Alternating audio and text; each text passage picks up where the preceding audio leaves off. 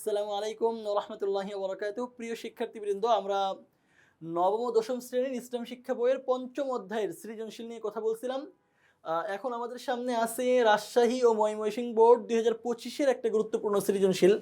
আমরা উদ্দীপকটা খুব ভালো করে পড়ব। ইউনিয়ন পরিষদ চেয়ারম্যান জনাব তোরাব আলী ও তার বন্ধু সজীব রাতের অন্ধকারে এলাকার জনগণের অবস্থা দেখার জন্য ঘুরতে বের হন। জনাব তোরাব আলী এক রাতে একটি বাড়ি থেকে কান্নার আওয়াজ শুনতে পান। সেখানে গিয়ে দেখতে পান যে একজন অসুস্থ মানুষ অর্থের অভাবে চিকিৎসা করতে পারছে না, রোগ যন্ত্রণায় কাতরাচ্ছে। তখন তিনি পরিষদ থেকে টাকা পয়সা নিয়ে এসে তাকে দেন এবং চিকিৎসার ব্যবস্থা করেন। আচ্ছা, এই যে যতটুকু পড়লাম যে ইউনিয়ন পরিষদের দায়িত্বশীল তোরাব আলী, তিনি একজন অসুস্থ মানুষের টাকা পয়সা নিয়ে এসে চিকিৎসার ব্যবস্থা করেন এবং তিনি রাতের বেলা ঘুরে ঘুরে দেখছেন।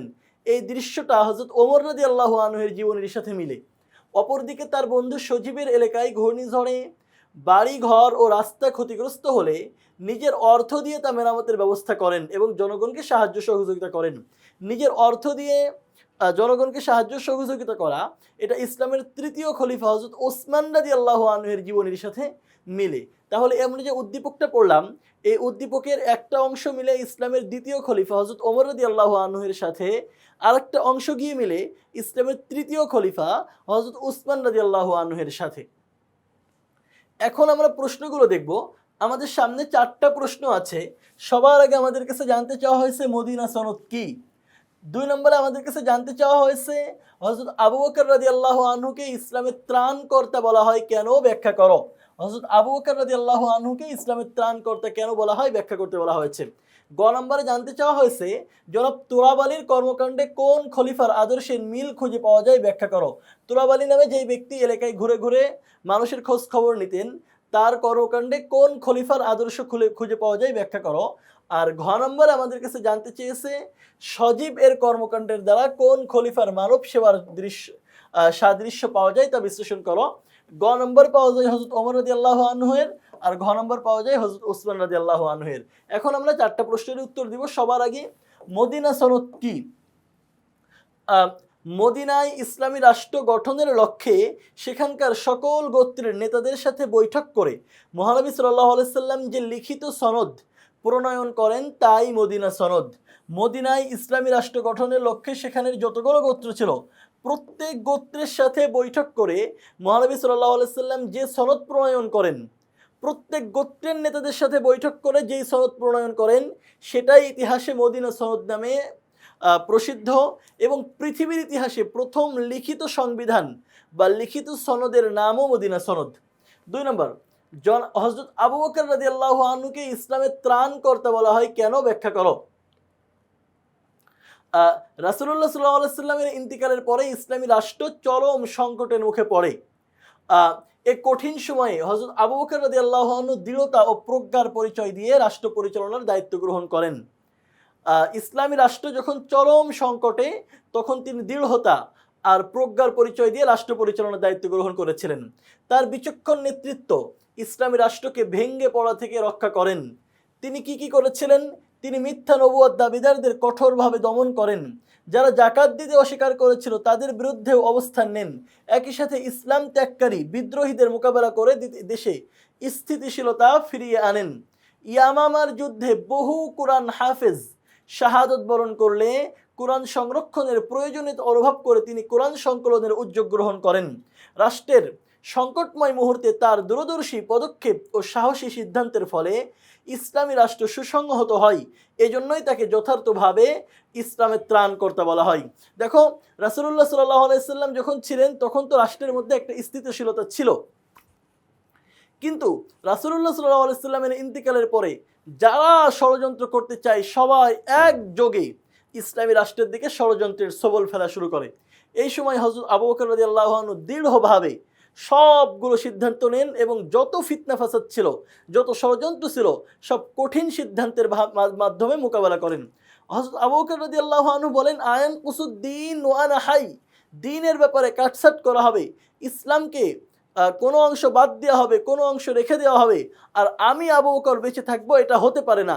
হযরত আবু বকর রাদিয়াল্লাহু আনহু তার দৃঢ়চেতা মনোভাবের মাধ্যমে সবগুলোকে কঠিনভাবে মোকাবেলা করেন এবং সুন্দর সিদ্ধান্ত নেন। এই জন্য হযরত আবু বকর রাদিয়াল্লাহু আনহুকে বলা হয় ইসলামের ত্রাণকর্তা। কারণ যখন ওই সময় যেই সমস্যাগুলো এসেছিল প্রত্যেকটা সমস্যার যথাযথ সমাধান হযরত আবু বকর রাদিয়াল্লাহু আনহু দিয়েছিলেন। জনাব তোরাবালির কর্মকাণ্ডে কোন খলিফার আদর্শের মিল খুঁজে পাওয়া যায় ব্যাখ্যা করো। জনাব তোরাবালি যেটা করেছেন তার কর্মকাণ্ডে ইসলামের দ্বিতীয় খলিফা হযরত আবু বকর ওমর রাদিয়াল্লাহু আনহু এর মিল পাওয়া যায়। কারণ ওমর রাদিয়াল্লাহু আনহু রাতের বেলা ঘুরে ঘুরে প্রজাদের অবস্থা দেখতেন। উদ্দীপকের জনাব তোরাবালির কর্মকাণ্ডে ইসলামের দ্বিতীয় খলিফা হযরত ওমর রাদিয়াল্লাহু আনহু এর মানবিক ও ন্যায়পরায়ণ আদর্শের স্পষ্ট প্রতিফলন লক্ষ্য করা যায়। তিনি ছিলেন ন্যায় ও ইনসাফের মূর্ত প্রতীক এবং জনগণের কল্যাণে সর্বদা সচেষ্ট একজন শাসক। ধনী গরিব আপন পর সবার প্রতি তিনি সমান আচরণ করতেন। প্রজাদের সুখ দুঃখ জানার জন্য তিনি রাতের অন্ধকারে নিজেই নগর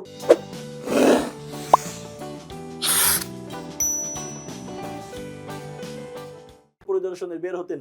উদ্দীপকে দেখা যায় জনাব তোরাব আলী ও বন্ধুকে সঙ্গে নিয়ে রাতে এলাকার মানুষের অবস্থা পর্যবেক্ষণ করেন।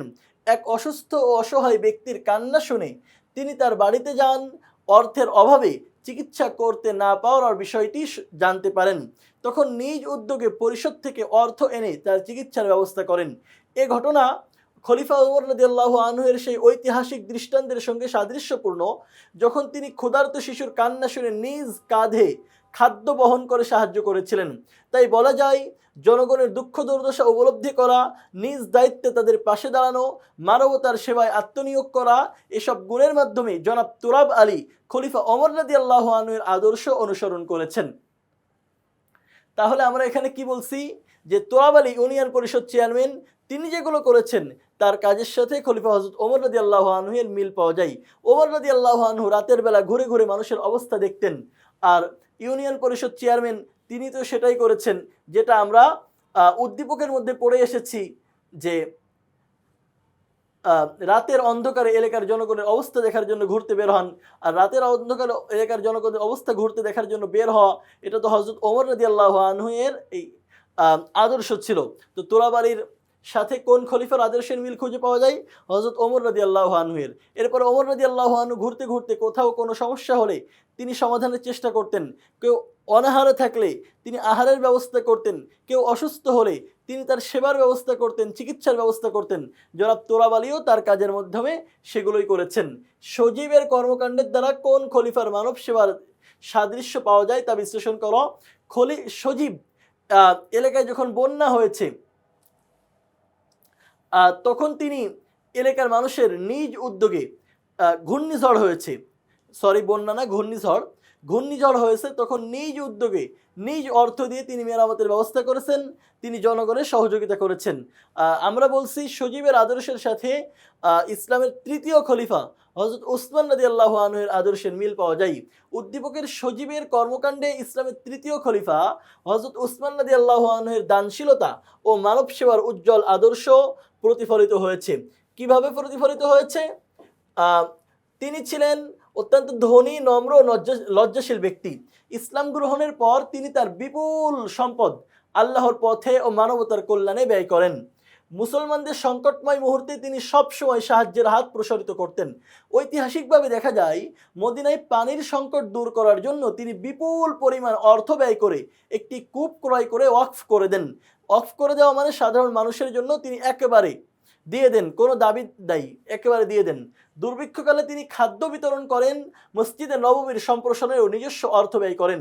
তাবুক যুদ্ধের সময় তিনি অসংখ্য উট, ঘোড়া ও অর্থ দান করে মুসলিম বাহিনীকে শক্তিশালী করেন। তার দানশীলতা ও মানব কল্যাণমূলক কাজ তাকে ইতিহাসে অনন্য মর্যাদা দিয়েছে। উদ্দীপকে দেখা যায় সজীব নিজের এলাকার ঘূর্ণিঝড়ে ক্ষতিগ্রস্ত বাড়ি ঘর ও রাস্তাঘাট মেরামতের জন্য ব্যক্তিগত অর্থ ব্যয় করেন এবং জনগণকে সহযোগিতা করেন। নিজের সম্পদ সমাজের কল্যাণে ব্যয় করার এই মানসিকতা হযরত উসমান রাদিয়াল্লাহু আনহুর দৃষ্টান্তের সঙ্গে গভীরভাবে সাদৃশ্যপূর্ণ। নিজের সম্পদ সমাজের কল্যাণের জন্য, নিজের সম্পদ জনগণের কল্যাণের জন্য ব্যয় করা, এটা উসমান রাদিয়াল্লাহু আনহু এর দৃষ্টান্তের সঙ্গে গভীরভাবে সাদৃশ্যপূর্ণ। বিশ্লেষণে বলা যায়, বিপদগ্রস্ত মানুষের পাশে দাঁড়ানো, সম্পদকে মানব কল্যাণে উৎসর্গ করা, নিঃস্বার্থভাবে সমাজ সেবা করা, এসব গুণ সজীবের চরিত্রে প্রতিফলিত হয়েছে, যা উসমান রাদিয়াল্লাহু আনহুর আদর্শের বাস্তব অনুকরণ। অতএব যুক্তিসঙ্গতভাবেই বলা যায় যে সজীবের কর্মকাণ্ড ইসলামের তৃতীয় খলিফা উসমান রাদিয়াল্লাহু আনহুর দানশীলতা ও মানব সেবার আদর্শকে ধারণ করে।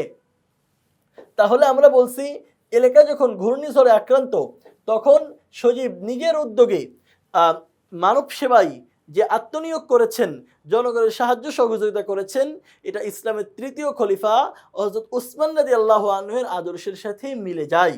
মদিনা সনদ কি হযরত আবু বকর রাদিয়াল্লাহু আনহুকে ইসলামের ত্রাণকর্তা বলা হয় কেন?